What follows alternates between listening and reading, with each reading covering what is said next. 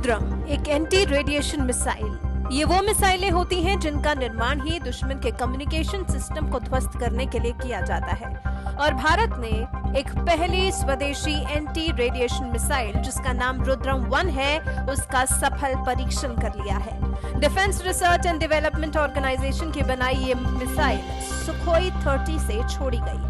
देश की पहली न्यू जनरेशन रेडिएशन मिसाइल का लॉन्च प्लेटफॉर्म फिलहाल सुखोई ही है, लेकिन इसे जगुआर, मिराज 2000 और तेजस के साथ लॉन्च करने लायक बनाने के लिए भी काम जारी है।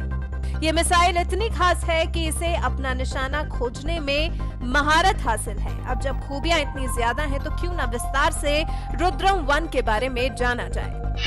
तो सबसे पहले इसमें प्राइमरी गाइडेंस सिस्टम के तौर पर ऑनबोर्ड पैसिव होमिंग हेड दिया गया है जो ब्रॉडबैंड क्षमता से लैस है। इससे मिसाइलों को एमिटर्स में से अपना टारगेट चुनने की काबिलियत मिलती है। नई NGRAM-DJ बैंड के बीच ऑपरेट करती है और 100 किलोमीटर से दूर से पता लगा सकती है कि रेडियो फ्रिक्वेंसी कहां से आ रही है।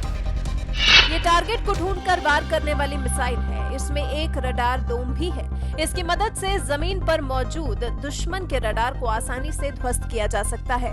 रुद्रम मिसाइल 100 से 250 किलोमीटर की रेंज में किसी भी टारगेट को उड़ाने में सक्षम है। सुखोई 30 MKI पर टेस्ट करने के लिए रुद्रम मिसाइल को बनाया गया है, लेकिन भविष्य में इसे मिराज 2000, जगुआर, HAL तेजस और HAL तेजस मार्क 2 के साथ भी यूज किया जा सकता है। मिसाइल की लंबाई करीब 5.5 मीटर और वजन 140 किलो है। रुद्रम 1 सिर्फ दुश्मन के एयर डिफेंस सिस्टम पर ही नहीं बल्कि उन रडार स्टेशंस को भी उड़ाने में कारगर है जो डिटेक्शन से बचने के लिए खुद को शट डाउन कर लेते हैं।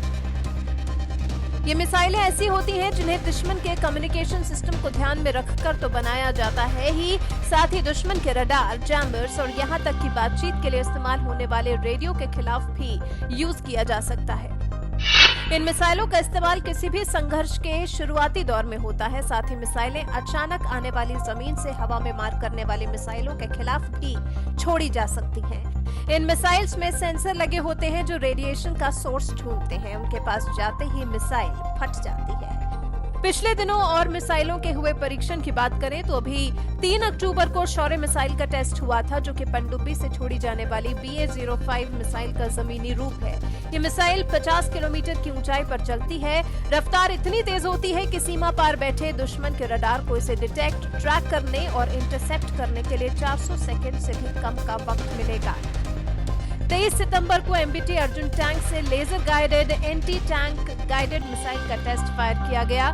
मिसाइल ने 3 किलोमीटर दूर टारगेट पर एकदम सटीक वार किया और इसे ध्वस्त कर दिया। 7 सितंबर को हाइपरसोनिक स्क्रैमजेट टेक्नोलॉजी का प्रदर्शन किया गया। अमेरिका, रूस और चीन के बाद भारत चौथा ऐसा देश बना जिसने खुद की हाइपरसोनिक टेक्नोलॉजी विकसित कर ली। बालासोर में हाइपरसोनिक डेमोन्स्ट्रेटर व्हीकल टेस्ट को अंजाम दिया गया। ये हवा में आवाज की गति से 6 गुना ज्यादा स्पीड से दूरी तय करता है, यानी दुश्मन देश के एयर डिफेंस सिस्टम को इसकी भनक तक नहीं लगेगी। वहीं इससे भी पहले 22 जुलाई को 3rd generation anti tank guided missile Dhruvastra का टेस्ट हुआ। ये नाग हेलेना का हेलीकॉप्टर संस्करण है। इसके जरिए आसमान से सीधे दाग कर दुश्मन के बंकर, बख्तरबंद गाड़ियों और टैंकों को तबाह किया जा सकता है। भारत दिनों दिन अपनी रक्षा में तरक्की कर रहा है, रोज के तौर पर नए नए कदम रख रहा है जिससे कि आगे दुश्मन भारत से पंगा लेने से पहले 10 बार सोचे। और अब जब रुद्रम जैसी एंटी रेडिएशन मिसाइल भी भारत ने अपने देश में विकसित कर ली है तो निश्चित तौर पर दुश्मन देशों को अब भारत से खौफ खाने की जरूरत जरूर है।